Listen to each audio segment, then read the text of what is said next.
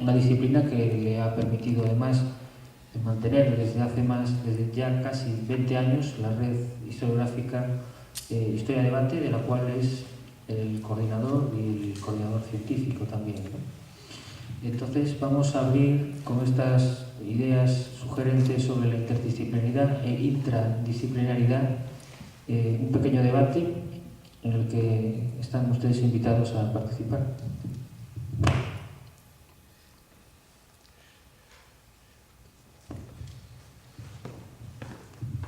Hola, gracias. Bueno, muchísimas gracias por la conferencia, que me ha encantado. Y quería preguntar si te has encontrado vistas de ojos. Yo me he encontrado en el concejo madrileño, no me he encontrado, por ejemplo, en la Inquisición, que hay una burrada de lo que tú dices, ¿no?, de tantos peitos con tantos testimonios orales, pero hay un problema en Madrid, en un jurisdiccional o así, entonces dicen, pues que se haga una vista de ojos. Y llegaban y dicen, que traigan al pintor. Ah, no, que va a ser muy caro, esto hay que describirlo aún más. Iba un escribano y toma nota de las... Y luego me encontré una por casualidad en Granada. Y pintaban el territorio.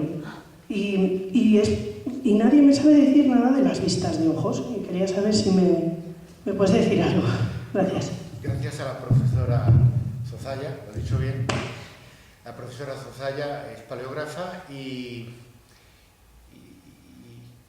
pero tiene más miradas que la puramente transcripción del documento, como sabemos, y conoce muy bien la documentación municipal del siglo XVI. Claro que había en el pleito de Fonseca las vistas de ojos, que es un nombre precioso, naturalmente, lo dice todo, que es allí eran las pruebas periciales que los maestros de obra tenían que hacer de cada una de las fortalezas derrocadas.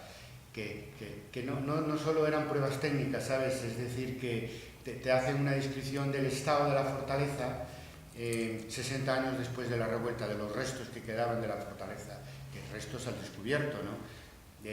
Muy importante porque primero sabes que confirmas que están derrocadas, que están por los suelos, y el estado de los restos, porque muchos de esos restos hoy en día ya están bajo tierra, ¿no? Entonces, muy interesante todo. De las pruebas periciales era una visita en la que tenían que calcular el coste de una posible reconstrucción para que el obispo saliente pues le pagara al arzobispo entrante, el arzobispo saliente le pagara al arzobispo entrante. Pero ahí tenemos unas descripciones. Las descripciones de fortaleza en sí mismo es una fuente muy interesante, porque las hay también en el pleito de la Fonseca, de cómo eran antes y después del derrocamiento. Y desde el punto de vista del imaginario, yo me he reducido a esa frase de los gorriones, porque es muy conocida incluso hoy en día. Pero, por ejemplo, es muy evidente que para un mismo testigo, la imagen que tenía de la fortaleza era como algo poderoso, bello y hermoso antes de la revuelta, y después es un nido de malhechores. Y en algunos casos, en unas investigaciones locales que hice en la ría del Muros Noya, pues el castillo de Outes aparece como la morada del diablo, ¿no? Que se le aparece un espanto, decían, si visitas allí los restos del castillo. Son los orígenes después de la novela romántica del siglo XIX, y entonces pasa de ser, palacios señoriales, ¿no?, que eran residencia al mismo tiempo que fortaleza, a ser la morada del demonio, ¿no? Y en medio, pues claro, ese cambio de imaginario es la consecuencia, pues, de la revuelta, ¿no? Es decir, la paciencia se desborda en la primavera de 1467 y cambia la imagen que tenían de la revuelta. Pasa de ser un lugar atractivo, un polo de atracción, un lugar bello y hermoso, a ser el lugar donde habitan los malhechores. Vamos, los malhechores son asesinos, violadores, ladrones, ¿no? Que eran los soldados del Señor y los sirvientes del Señor, y en algunos casos era el Señor mismo, porque los señores practicaban bastante el secuestro de campesinos ricos y de mercaderes en los caminos cercanos a sus fortalezas para conseguir un dinero que les permitiera hacer frente a la caída de ingresos por la crisis bajo medieval. Por lo tanto, a buscar las vistas de ojo, porque eso es ya imagen directa, como son las declaraciones orales de la mentalidad del que habla, ¿no?, en esas informaciones verbales.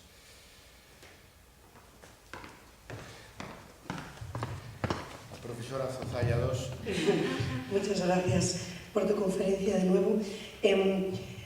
Me interesa mucho las formas de venganza, de economía moral de la multitud, como sabes, el término acuñado por E.P. Thompson, y de que estén en esa línea. Quisiera preguntarte si te has encontrado, seguro que varias, y cuál es la forma de venganza moral que tiene la multitud, en tu caso, que más te ha llamado la atención. Gracias. Bueno, yo leí La economía moral de la multitud, lo leí después de haber hecho la investigación, claro, pues una gran satisfacción, porque lo que en mis investigaciones llamaba sentimiento de agravio y mentalidad de revuelta, pues bueno, puede tener diferentes nombres y va a lo mismo. Es decir, que Thompson nos dice algo que en los precedentes y en el desarrollo de la revuelta armandiña es muy evidente. Es decir, que, ¿cómo lo diríamos hoy, en la época de los indignados? Diríamos que no era el dinero, era el sentimiento de agravio. Y entonces, ellos, a la hora de... La venganza es un término que si se usa es sumamente injusto, porque en general la mentalidad de los rebeldes es una mentalidad honesta, es decir, una mentalidad, hoy diríamos, de valores, ¿no? De hecho, lo que ellos defienden, la paz, la seguridad, la justicia, son, desde un punto de vista popular, los grandes valores que el Estado moderno llevará a la práctica, ¿no? Inmediatamente. Después, ya conforme entramos en el siglo XVI, por lo tanto, tienen el viento de la historia a su favor y están defendiendo muy buenos valores, ¿no? Entonces, lo que a mí más me llamó la atención es que no se vengan, por emplear tu expresión, de los señores derrotados, y no hay ni un solo caso de violencia contra los señores derrotados durante la revuelta. Antes y después sí. Y estudié en un trabajo el ajusticiamiento de señores en revueltas, ¿no? Antes y después de la revuelta. Y los 2 años del poder irmandiño suponen un paréntesis espectacular. Y además hay otra imagen en una declaración verbal que lo demuestra. ¿Por qué? Un dirigente local irmandiño, evidentemente popular, se acerca a un monasterio porque con los señores se hacen 2 cosas. Los más recalcitrantes tienen que huir perseguidos militarmente de Galicia. Y después otros se quedan en el exilio interior, quizá porque con ellos no hubo batallas, hubo menos hostilidades durante la primavera de 1467. Y uno de ellos está encerrado por los propios irmandiños en un monasterio.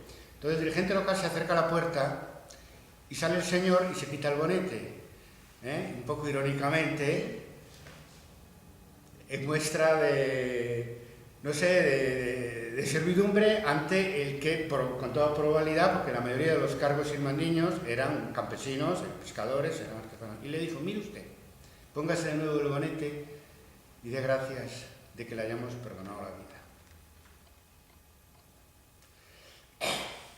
Entonces, lo que hicieron los irmandiños es proyectar toda la violencia contenida en el sentimiento de agravio contra las piedras de las fortalezas. Y eso le causó violencia a ellos, porque en los derrocamientos apresurados hay también otra imagen de origen verbal, que dice que le caían las piedras sobre sus piernas y lo llevaban en carros de bueyes con las piernas rotas por el apresuramiento en el derrocamiento. En unos casos lo hicieron echando mano de canteros, de maestros de obras, y en otros casos lo hicieron ellos, sobre todo desde arriba, echando piedras una a una desde las almenas, ¿no? Y entonces aparece esta imagen también en muchas declaraciones de no dejar piedra sobre piedra, que es una frase hoy de uso todavía metafórico, de no dejar piedra sobre piedra, y ahí es donde se concentró toda la violencia contenida, diríamos, de clase, antiseñorial, y toda la rabia acumulada desde los últimos 10 décadas o década y media anterior a la revuelta irmandiña, donde yo en mentalidad justiciera los irmandiños demuestro que tenían toda la razón. Había una escalada de agravios y delitos contra la gente común y también contra lo que hoy llamaríamos las clases medias, la burguesía urbana, los hidalgos, etc. Al final la revuelta es una enorme comunidad de agraviados, diríamos hoy. Es una enorme comunidad de de indignados que tienen la inteligencia, yo me atrevería a decir política, de no vengarse en el cuerpo y en la familia de los señores derrotados. Y eso explica de que en 1469 no, salvo un caso de una enemistad personal del conde de Lemos con un hidalgo en la zona del Bierzo, no haya un solo caso documentado de represión contra los irmandiños. Incluso otra imagen, cuando el mariscal Pardo de Cera le dice al conde de Lemos que henchiese sus carballos con sus vasalos, o sea, que colgase a los vasallos de los robles, el conde de Lemos, que es el que motivó la frase de los gorriones corren tras los halcones, dice que él no ha de comer, no ha de vivir de sus carballos, de sus robles, sino de los vasallos, lo necesitaba vivo, no podía reprimir que el movimiento fuera de una unanimidad enorme, tuviera en buena medida el apoyo de la monarquía, el apoyo de la Iglesia, en algunos casos los cabildos catedralicios apoyaron económicamente, participando en derrocamientos, por ejemplo en Orense, etc. Por lo tanto, fue una revolución unánime en ese sentido, que no había manera de reprimir, pero también no hay represión porque ellos no, una vez derrotados política y militarmente, los caballeros no se vengaron en sus personas, con lo cual imaginaros vosotros la inteligencia política de raíz popular, lo extendida que estaba en la época del Renacimiento, antes del principio casi, o paralelamente al principio del humanismo, ¿no? Y del Renacimiento en el campo artístico, y eso es por donde quiero ir yo también, de que hay unas bases populares de los orígenes del Estado moderno, de los orígenes del Renacimiento, de los orígenes del humanismo, que en el caso de la península, y concretamente del Reino Medieval de Galicia, se manifestaron de otra manera, en otros lugares quizá con menos dimensión popular, pero es que el nuevo Estado nace con unas bases populares, responde a unas necesidades objetivas, y la nueva filosofía y el nuevo arte también responde a un momento de cambio histórico y de imposición de valores nuevos sobre valores viejos y de valores buenos sobre valores malos, en un momento exitoso de indignación social canalizado por un cambio político, por un cambio en las características del Estado finalmente. Muchas gracias al profesor Carlos Barros. Hay una última palabra del profesor Marín, pero la pregunta ya la hacemos en el turno de descanso, porque vamos mal de tiempo y retrasaría todas las sesiones hasta el final, con lo cual muchas gracias al profesor Carlos Barros y continuamos el debate en el desayuno. Bien, muchas gracias a vosotros, a Sonia y a Israel, y continuamos tomándonos un cafecito, el debate, y con vosotros, pues a partir de hoy, día 11 de mayo del año 2012, anterior al 12M, en la jornada de indignación general y global que se va a realizar a partir de España, en todo el mundo mañana, pues debatimos sobre la revuelta de 1467 y en la que estamos empeñados, o estáis empeñados los más jóvenes, hoy en esta transición del siglo XX al siglo XXI, que no acaba de ser lo que nosotros nos gustaría. Muchas gracias y hasta esta tarde.